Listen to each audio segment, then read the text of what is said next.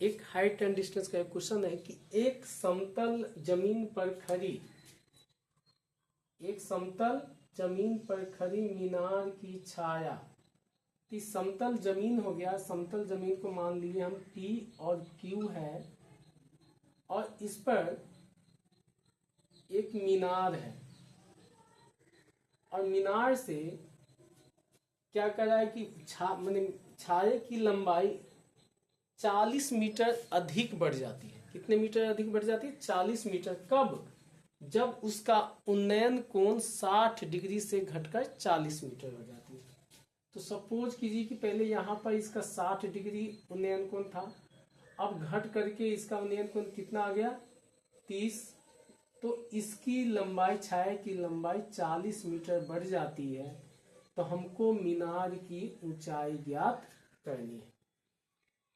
Question समझ में आया कि एक मीनार है और नीचे छाया पड़ रही है और मीनार की ऊंचाई मतलब लंबाई जो है 40 मीटर बढ़ जाती है। कब?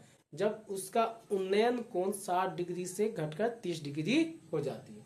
तो यहाँ देख रहे हैं कि 60 से 30 हो गया। तो मान लेते हैं यहाँ हो गया A। तो इस फिगर में आपको छोटा त्रिभुज ए पी, यहाँ ए पी क्यू हो गया तो इसको R मान लेते हैं। तो त्रिभुज यहाँ पर लिख देंगे क्या कि ए पी क्या है? एक मीनार जहां पर कोण A R P equal to 60 degree और कोण ए क्यू पी बराबर 30 डिग्री। तो सबसे पहले हम छोटे वाले ट्रायंगल में चलेंगे। छोटा वाला ट्रायंगल का नाम है ए पी आर। इसमें हम tan लेंगे क्योंकि हमको tan इसलिए लेना पड़ रहा है क्योंकि यहाँ लंब और आधार का काम है। तो लंब और आधार का संबंध tan से होता है। तो tan 60 डिग्री बराबर लंब बटा आधार। लंब हो गया मेरा h और आधार हो गया, इसको मान लेते x, यह हो गया x। तो tan 60 का मान होता है √3 h बटा x, क्रॉस गुना कर दी। जिसका वैल्यू निकालना होता है उसको हमेशा दाहिने तरफ।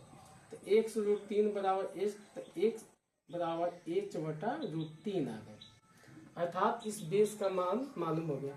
अब ट्रायंगल त्रिभुज ए पी क्यू में चलेंगे। तो ए पी क्यू में tan 30 डिग्री लेना होगा। tan 30 यानी लंब बटा आधार h बटा x प्लस 40। tan 30 का मान होता है 1/√3 h बटा x प्लस 40, क्रॉस गुना करेंगे तो x प्लस 40 बराबर h√3। x का वैल्यू है h बटा √3 प्लस 40 बराबर h√3। तो यहाँ पर 40 h बटा √3 इन्हें h√3 को लाएंगे तो उधर हो जाएगा तो -40, यानी 40 को उधर लेगा, इसको इधर लाए, इसको लघुत्तम दिए √3। तो यहाँ पर हो जाएगा h माइनस 3h बराबर -40।